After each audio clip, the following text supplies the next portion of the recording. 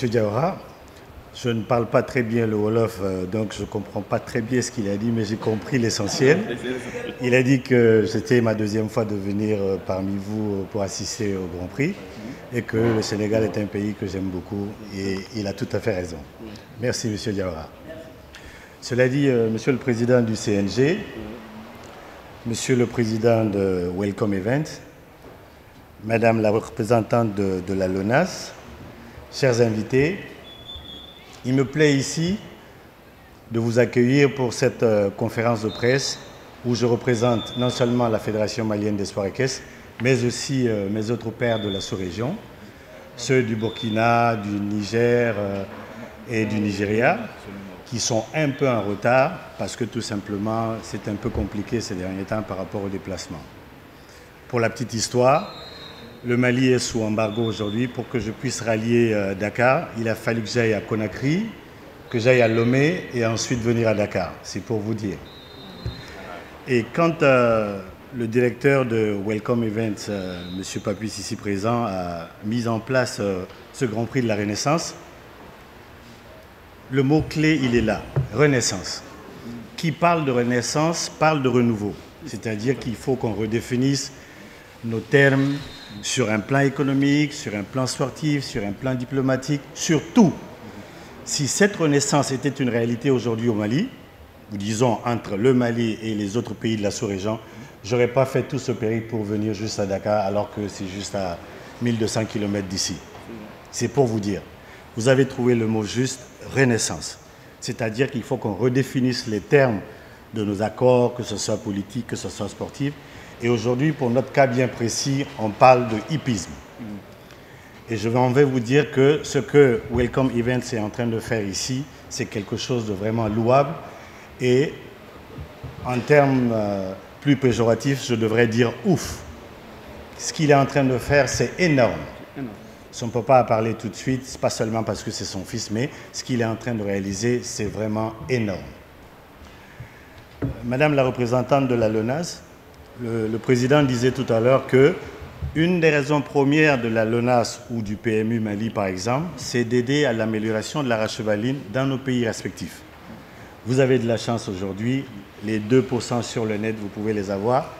Je ne pourrais pas dire la même chose de mon pays. Je reçois de l'argent du PMU, mais je ne reçois pas les 2%. Signe déjà que quelque chose ne marche pas très bien si jamais on était ensemble dans une entité sous-régionale, par exemple. On aurait coordonné nos efforts et faire en sorte que ce soit quelque chose de réalisable chez nous, au Mali, au Burkina, au Niger et ailleurs. Donc, dire par exemple qu'on est en train d'assister au Grand Prix de la Renaissance, c'est toute une symbolique. Je vous en remercie pour avoir eu l'idée. Ça fait 10 ans déjà que ça a commencé. Nous sommes à la 11e année et nous sommes à notre deuxième participation. Avant, c'était juste des invitations, comme il l'a dit, pour qu'on puisse venir assister aux courses. Maintenant, on vient avec nos chevaux pour compétir ici. C'est quelque chose de nouveau, c'est à saluer. Et l'essentiel pour ma part aujourd'hui, ce n'est pas, comme disait le barin Pierre de Coubertin, ce n'est pas de gagner, mais l'essentiel, c'est de participer. On a mis des chevaux dans les véhicules qui ont quitté le Mali pour venir ici. Ça fait 1200 km. Ils ont quitté depuis hier et peut-être que c'est ce soir vers les minuit qu'ils seront à Dakar ici pour pouvoir compétir. Je les félicite beaucoup pour la logistique et tout ce qu'ils ont entrepris pour pouvoir être à la fête de samedi et dimanche. Et je suis vraiment très content du fait que ce soit quelque chose de réalisable. Donc, pour revenir à ce que j'ai dit, moi, le mot-clé, c'est renaissance. Renaissance qui veut dire renouveau. Essayons de nous asseoir et mettre en place des systèmes tout nouveaux qui puissent profiter à tout le monde, qu'on ait des rapports très succincts avec les PMU de nos pays respectifs pour qu'ensemble, nous parlons de la même voix. Monsieur Papissien a dit tout à l'heure que dès demain, sûrement, on va faire quelque chose et je crois que je vais peut-être parler un peu plus vite que lui. On fera de telle sorte que l'association première puisse avoir lieu dès demain. On mettra quelque chose en place. Une association sous-régionale, par exemple, ouest-africaine, des courses hippiques ou de galop. On déterminera le terme qu'il faut pour bien accommoder ce que nos intentions à tout le monde et faire en sorte que demain, nous ne puissions pas tout simplement dire que non, Welcome Events seulement est en train de faire ceci. Non. Welcome Events, en collaboration avec l'association sous-régionale, invite, voilà, et on aura beaucoup plus de poids et les pouvoirs publics seront obligés de nous écouter. Chez nous, il y a un adage qui dit « parlons peu, parlons bien ». Je pense avoir dit l'essentiel et j'aimerais laisser la parole à M. Papsek pour continuer le reste de la conférence de presse. Merci. Merci Papa. Assalamu alaikum. Bonsoir à tout le monde. Je commence par saluer le président du groupe Welcome Events, M. Papisnion. Merci pour l'invitation. Monsieur Bibo, vous avez nos salutations. Merci. Monsieur le président du CNG, vous avez les salutations également du directeur général Latjouk. Monsieur Aïdara, bienvenue au Sénégal et bonsoir. Monsieur les membres du Présidium, Monsieur les représentants de l'Afrique, Mesdames et Messieurs, Messieurs les journalistes, bonsoir. Je m'en vais me présenter. Je m'appelle Fatimata Zahra Gadio, responsable marketing digital à la LONASE, représentant du DG, M. Ladjo. Aujourd'hui, nous sommes très fiers de cette jeunesse qui a une belle initiative de Grand Prix d'Amérique. Excusez-moi, parce qu'on fait tellement de Grand Prix à la LONASE aujourd'hui que je vous souhaite quand même de sortir du diaspora. C'est un bon souhait, ça. Voilà. Je vous félicite déjà parce que ça participe à l'économie sénégalaise, l'économie de la sous-région et le développement de nos courses épiques. Quelque chose qui est cher au président de la République. Étant même l'emblème de son parti, le cheval, vous savez que le président de la République a toujours soutenu les courses épiques. Et cette initiative, vous l'avez nommé comme parrain, vous savez qu'il ne va pas vous laisser en reste. Il va vous soutenir et j'ai cru entendre qu'il vous a bien soutenu. Sachez que M. Ladjo, qui est le directeur général de la LONASE, traduit exactement la vision du président de la République. Raison pour laquelle les 2%, je pense que ça va être une histoire à augmenter, je pense. Ça ne va pas être une histoire... Connaissant son ambition, connaissant sa façon de travailler, une personne véridique, compétente, je sais que M. Ladjo est ici aujourd'hui à la LONASE comme un soldat du président de la République, comme un monsieur qui aime le développement du Sénégal, qui participe à l'émergence du Sénégal. Vous pouvez avoir confiance en lui. Si on parle des paris, des prises de jeu, aujourd'hui, je vous assure que l'équipe de la LONASE, des équipes techniques, sont depuis ce matin en train de préparer votre événement. Soyez rassurés qu'on est derrière vous. Soyez rassurés qu'on est présent avec vous. Je vous entends dire que nous sommes les partenaires privilégiés. Mais sachez que vous aussi, vous êtes des partenaires privilégiés. Oui, parce que vous participez au développement du monde hippique. Vous faites une activité où les courses équipes vont être prisées. Ça, c'est notre cœur de métier. Sachez qu'on a préparé, on est là aujourd'hui à vous accompagner jusqu'à la fin de cette activité, du début jusqu'à la fin. Nos équipes sont là. Nos équipes sont au niveau de la direction générale et qui ne sont pas encore rentrées chez eux, en train de faire des aménagements techniques. Sachez qu'on est là derrière vous et on continuera d'être avec vous. Les prises de jeu a été un projet vraiment, depuis que la LONASE est LONASE, ça a été un projet phare de la LONASE. Aujourd'hui, ce projet-là est en train de voir jour grâce à ce groupe-là, mais grâce également à notre directeur général, M. Ladjo, qui ne ménage aucun effort pour mettre du moyen dans ses activités. Sachez, M. Papisnian, étant représentant du directeur général aujourd'hui, je vous assure de son reconnaissance, je vous assure de sa présence jusqu'à ce que cette activité se termine. Et je sais que ça va être pérenne. C'est le message qu'ils m'ont transmis que je devais vous transmettre. Monsieur le président du CNG, vous avez mes vives salutations et mes vives remerciements.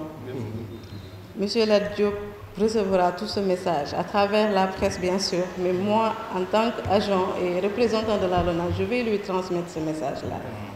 Mais sachez qu'il est un de vous, il est parmi vous. C'est quelqu'un qui, tout ce qui prospère le Sénégal, il y met la main. Tout ce qui peut rendre la LONASE plus visible, qui peut développer la LONASE, qui peut faire des innovations au niveau de la LONASE, il y est. Et ils nous y mettent, nous les agents qui sont là-bas. Vraiment, soyez rassurés que le message est bien reçu et va être bien transmis à qui de droit.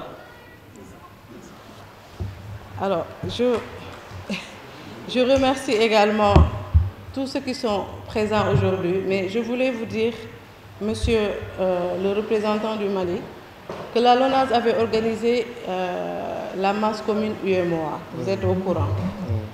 Je conseillerais à M. Papisnia de copier ce modèle pour faire ce que M. Aïdara a demandé. Voilà, parce que nous, on organisait des courses au niveau de la sous-région et c'était une journée exceptionnelle. C'était un événement prisé au niveau du Sénégal parce que ça permettait que les mises soient encore beaucoup plus conséquents et les bénéfices qui reviennent à la nation soient encore beaucoup plus conséquents. Vraiment, c'est tout ce que je voulais dire et je vous remercie de l'invitation. Mon moniteur d'éducation, il l'est toujours d'ailleurs. J'ai été champion du Sénégal avec lui comme moniteur et il est toujours d'ailleurs. Et toute ma famille est actuellement chez lui pour apprendre l'éducation. Donc c'est quelqu'un d'une générosité incommensurable. Il a formé beaucoup de jockeys, beaucoup d'entraîneurs avec désintéressement au point d'avoir même un jockey qui a été licencié en France. Ce n'est pas négligeable. L'expertise est là. Il faut la mettre en valeur. Donc je vous demande encore une fois de l'applaudir pour tout ce qu'il a fait. Voilà, et m'en vais lui donner la parole. Merci, Monsieur le Président. Monsieur le Président de la Fédération malienne des sports équestres, Madame la représentante de la LONASE, Monsieur le Manager général de Welcome Events et son staff chargé de l'organisation, Mesdames, Messieurs de la presse, je pense que je voudrais saluer ici le niveau très élevé de la prestation oratoire de toutes les personnes qui ont pris la parole. De la gauche vers la droite, on a senti un relèvement et une maîtrise de la chose de façon exceptionnelle. Je vais simplement résumer les propos des uns et des autres avec un constat de mots ou de chiffres.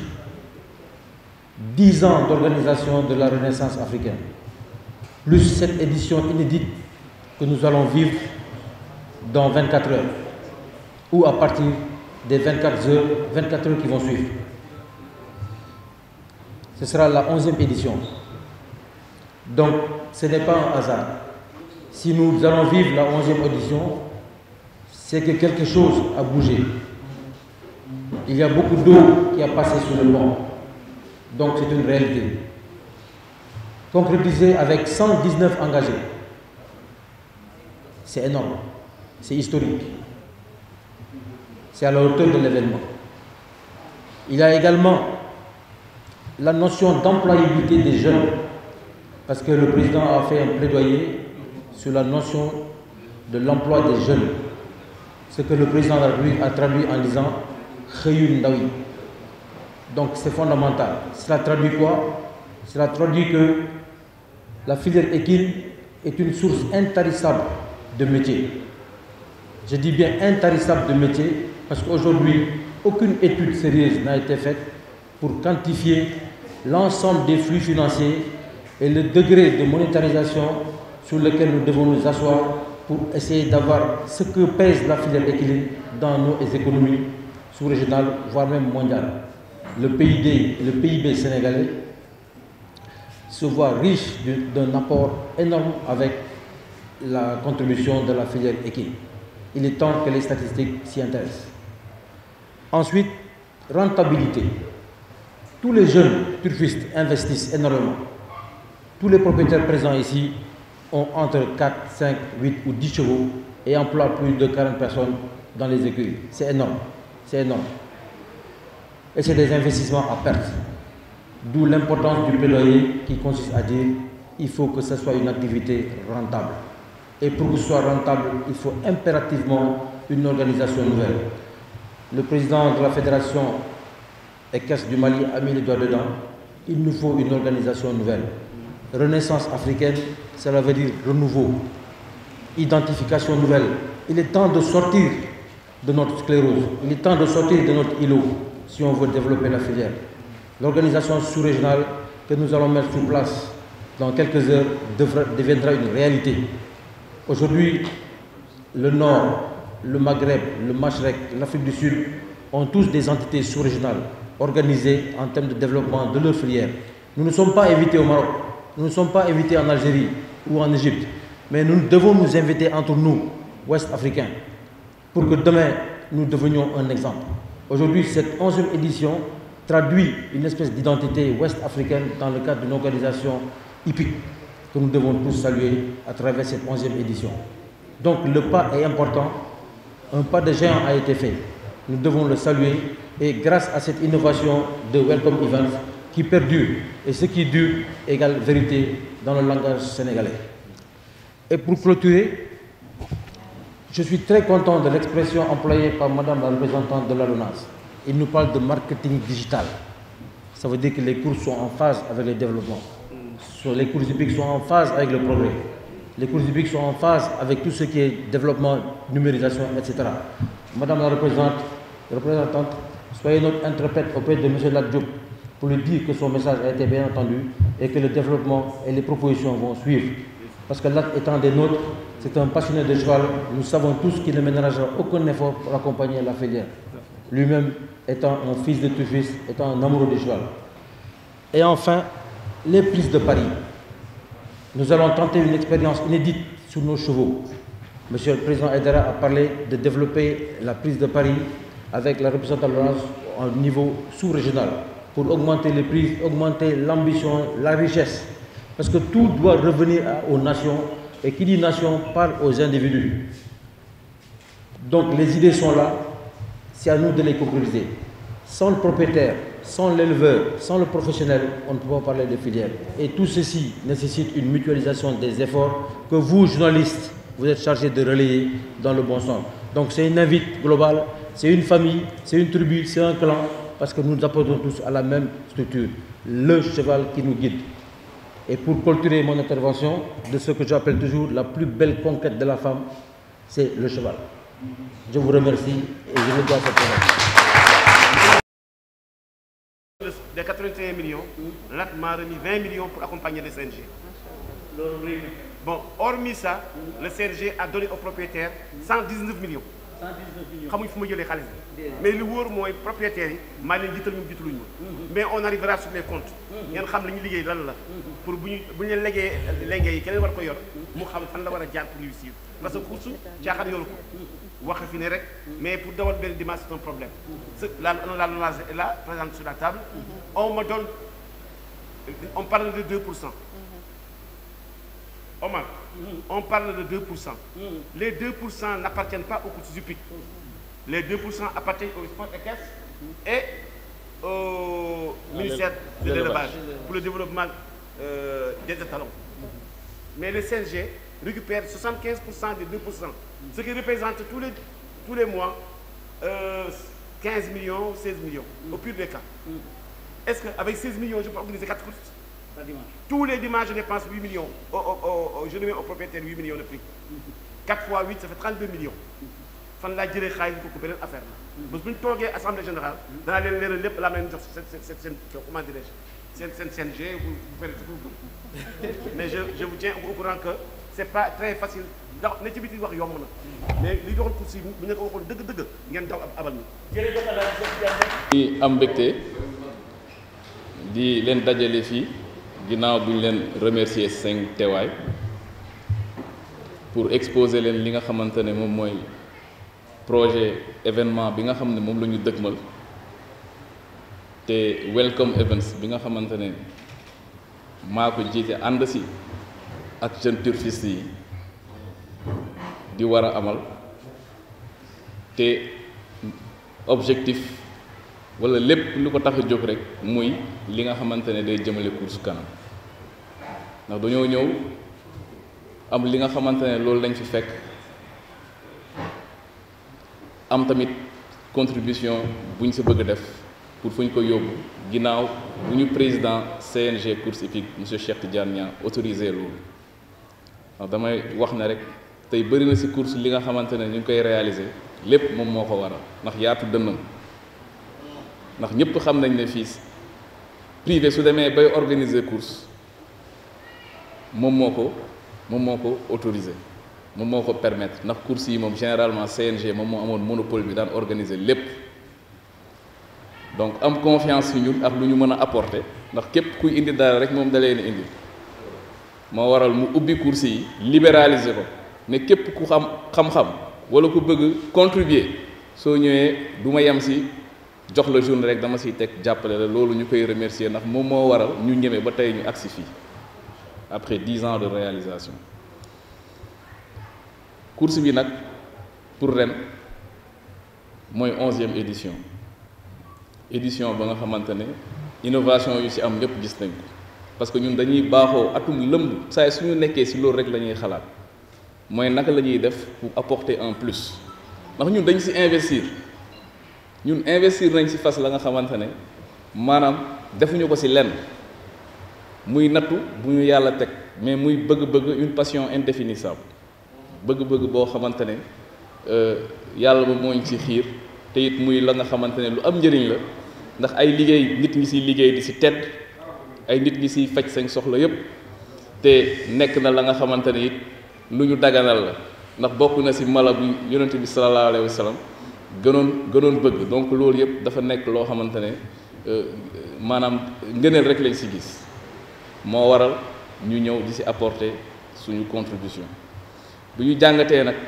gis nañ ne war na àgg ci benn niveau ginnaaw li ñu suñu pap yi ak suñu maam yi sax laay wax réaliser ndax mbir bu ko nit yoree liggéey ko ba am fu mu ko yóbbu neem su dee da nga am la nga ciy dolli kooku réalisation bi nga xamante ne def nañ ko ba fu ñu tell ni dañ ko war a sant ndax ñun lu bari daf ñu fay fekk course dem nañ ba mënatuñu dawal dem nañ ba suñu dawalee tey ñu ne amuñu xaalis pour ñu dawalaat beneen dimanche ñun ñëpp loolu ñu koy boole di ko muñ ak suñu fas ak suñu lépp ak suñu personnel yëpp di ko muñ tey suñu demee ba am benn stabilité ci course yi kon président dañ ko war a féliciter dañ ko war a remercier encourager ko ci li nga xamante ne yëpp réaliser na ko ba course yi ak ci tey ndax loolu lu am solo la bu ñu weesoo ci loolu dañuy daal di ñëw ci journée bi bu ñu jàngatee gis ne course war na mën a jóge suñuy dawal benn dimanche rek ndax ñëpp xam nañ ne pour que course mën a réussir atteindre benn niveau de développement bi foo dem ci àdduna bi li nga xamante ne mooy source de développement facteur clé de succès bi maanaam lii tax ñu ne lii dem na prise de pari la ci wàllum fas loolu am ci àdduna bi yépp kon su fekkante ne ñun tamit dañoo bëgg développer il faut impérativement que ñu suivre logique boobu moo waral ñu dem waxtaan ci ak waa LONASE notamment le directeur général Lat Diop mu koo xamante ne macha allah ak esprit d'ouverture am ba pare bokk ci ñun nekk propriétaire bëgg fas ndax loolu c'est rassurant ba waral projet bu ñu ko indil exposé ko mu gis ne lii njëriñ ngi ci daf ñuy accompagner ba ci association africaine bi nga xamante ne ñu ngi koy mbëbët lépp dafa ne su ngeen bëggee consultant sax ma engagé ko mu accompagner leen ci texte yi ak lépp pour que ñu réaliser loo xamante ne filière bi day développer ndax man loolu mooy sama préoccupation loolu muy ay kàddu yoo xamante ne yu rafetlu la ndax soxla woon nañ responsable boo xamante ne dañuy nekk en phase ak moom ci lépp li nga xamante ne bëgg nañ ko initier donc moo waral ñu def le tout ba organiser 2 réunions génnee ñi nga xamante ne généralement du ñu am dara maanaam xam nga fas dafa metti xam nañ ci dara nga yore benn fas ñaar saay soo ñëwee dawal rek ñu gañe la nga dem ñibbi doo am dara bëgg dëkkee noonu atum lëmm metti na te àdduna doxeewul noonu tey jii nii sur 119 chevaux suñ la nee am na ñi nga xamante ne dañuy ànd te bu course yu ubbee ba léegi amuñu dara am na ñoo nga xamante ne raw nañu ñu dajale leen comme yéen a mën yéenay raw yéenay ànd fële am ña nga xamante ne mosuñoo raw donte ñu ngi doon classé ñu boole leen seen biir donc permettre nañu ñu créer ay groupe homogène ba pare éclater ko sur 2 journées ñu mën ci organiser 2 prises de paris muy loo xamante ne lu ñuy expérimenter la te suñ ko réussir dina ubbi buntu boo xamante ne mën naa wax ne même 2% yi nekk di wax tout le temps lu ñuy romb lay doon ndax bu ñu waxtaanee ba am machine boo xamante ne chaque semaine dina am lu muy rapporter course je pense que financement aux courses bu boobaa dañ koy régler définitivement te suñu propre activité lay jóge donc loolu dafay garantir suñu investissement yi dafay garantir li nga xamante ne loolu la ñuy réaliser muy lu am solo donc tey bi ñu ci waxtaanee ak ñoom dem nañ sur 2 journées boo xamante ne dinañ jouer le samedi ci espace PLR yépp ci course samedi le dimanche non seulement dinañ jouer ci espace PLR yépp mais dinañ defaat beneen ALR boo xamante ne foo nekk ci Sénégal kiosque bi boo dem pour jouer soo demee si nga fa fekk suñu ay fas yoo nga xamante ne ñun ñoo leen dawal ak suñuy propriétaire ak suñuy entraîneur ak suñuy jockey référence yi nga xamante ne lépp local lay nekk comme ni ko son excellence président Macky Sall mi nga xamante ne moom mooy parrain wu événement bi bëggee ak xam préoccupation bi nga xamante ne am na ko pour jeunes yi ñun nag ci côté bu ñu nekkee loolu lañ ko mën a jàppale mooy créer conditions yoo nga xamante ne incha allah jeunes yëpp dinañ ci gis seen bopp employé dina yokk parce que tey ñun ñi ñëpp suñu kër yi am na fas yu amul entraîneur am na fas yu amul jockey la demande elle est supérieure à l'offre bëriwul ci Sénégal activité boo xamante ne maanaam li ngay def boo ko mënee doo chômer loolu ci course rek la am donc loolu lu am solo la c'est dafa ñu war a motiver ñu développer sport boobu noonu ndax ñi ci mën a jëriñoo fu ñu toll nii bëri na les métiers liés au cheval li mu mën a créer en termes d'emploi kenn mënul wax lu mu toll donc loolu yëpp bokk ci li nga xamante ne ñun daf ñu motiver pour que malgré jafe-jafe yi malgré difficulté yi malgré li nga xamante ne lépp ñu ngi ko ci jànkonteel ñu ne nañ ko ñafe ba fexe ñu àgg ci loolu yàlla dimbali ñu ci fu ñu toll nii ñu nar ko expérimenter semaine bii nii buñ ci jógewee jàngat xool li ci baax ñu jël lu ñu ci war a rectifier incha allah ñun ñëpp ñu bokk def dafa am beneen mbir nag boo xamante ne dafa xew ci lii ginnaaw bu ñu remercier suñu partenaires yi ñi nga xamante ne dañu jóge ci sous-région bi ñëw fas yéene passé fête bi ak ñun passé journée yi yëpp ak ñun mais nag ñu toog tamit fas yéene liggéey pour xool nu ñuy développer sport bi ci Afrique bi yëpp mooy waral 5 teewaay fii donc dinañ leen remercier ñoom tamit seen effort yi nga xamante ne yëpp def nañ ko jël fas yi indi leen ba fii ñu initier ko daaw après ñu dem réaliser ko Burkina ñu jóge fii Sénégal dem fekk leen Burkina jokkalante boobu noonu créer ay lu bëri loo xamante ne fi ñu toll nii ñun ñëpp dañu nekk en phase li ñu intéressé mooy le développement du cheval en Afrique donc ñoom 5 teewaay fii dañ koy rafetlu vraiment di leen ci remercier di remercier tamit waa LONASE ñi nga xamante ne comme ni mu ko waxee sànq rek suñu maanaam doole jën ndox la suñu mënee ñoom ñoo tax donc ñoom dañ leen di remercier vraiment ci liggéey bi nga xamante ne rafet na donc dégg ngeen sànq ñu ne 119 chevaux ñoo engagé donc 119 chevaux yooyu noonu engagé booy seet bokk na sax tey ci li tax ma génn ndax néew na lu ñu may gis comme ni ko bi boo waxee sànq ma génn ndax soo amee rakk ak collaborateur yoo nga xamante ne macha allah daanaka li ngay def ñoom ñoo la ko daax kon mën nañ bañ a saturer lool mais dafa am lu ma marqué ci événement wu 2022 bii nii mooy la détermination des propriétaires parce que bi mbir bi amee ñàkkul sax ay jafe-jafe dina am léeg-léeg ay réeroo donte waxtaan nañ sax ba juboo waaye laata ñu ciy egg gis naa propriétaires yi déterminé wu si noo nga xamante ne porter journée bi si na nga xamante ne dama ne ñii vraiment c'est des gens qui méritent d'être encadrés. ci laa ne Bibo mu ne ma ne ko conférence de presse bi dinaa ñëw toog wane sama engagement ak sama détermination auprès d'eux pour que li nga xamante ne ñu ngi koy dund yëpp dinañ ko saafara incha allah dinañ xool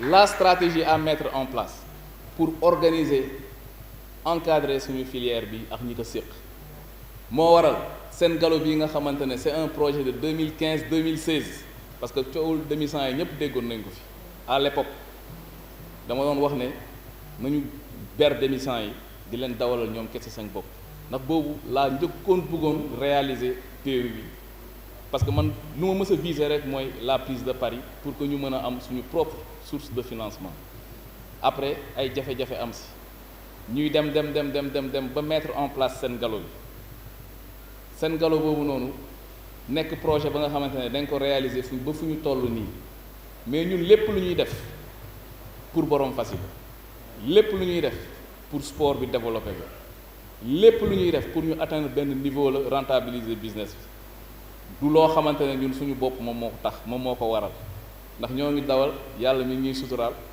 li ñu si bëgg réaliser ci course lu ne raw nañ ko ci course lu ne am nañ ko ci course mais benn loxo du tàcc man damay wax toujours benn propriétaire bi nga xamante ne ñi ngi Daara Jolof wala fu gën a sori ci Sénégal moom ak ñun ñii yore fas yu bëri yi ñoo yem parce que il faut du tout pour faire un monde donc taxaw te bi li amee it gis naa seen taxawaay ñoom ñëpp ndax fu ne fas borom fas jóge na fi engagé mais journée bii moom sunu journée la lépp lu ci war dinañ ko def ba fexe mu taxaw donc loolu nekk lu ma touché ba moo waral seen galop bi nga xamante ne dañ ko jël créer dañ koy ubbi def ko seen galop association mettre ko à la disposition de tous les propriétaires